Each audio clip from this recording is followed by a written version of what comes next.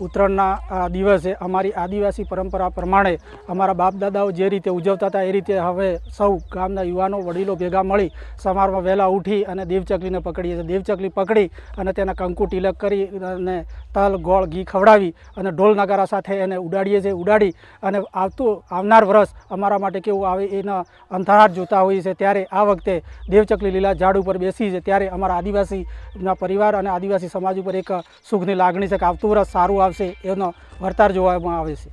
અમે બાપ દાદા પહેલાં ચલાવતા હતા એ રીતે દીવલી પકડાતા, પકડીને અમે ઢોલ વગાડી છે, ઢોલ વગાડીને અમે દીવલી ઉડાડીએ છીએ, અમે નરજમથી નાચીએ છીએ, એને ખાવા આલીએ છીએ, એની પછી સોકાડોણ ધલી એ બધું ખવડાવી ને એને ઉડાડીએ છીએ। ઉડાડીને પછી અમે વરસ જોઈએ છીએ કેવું વરસ આવે છે એના માટે અમે બધું કરીએ છીએ।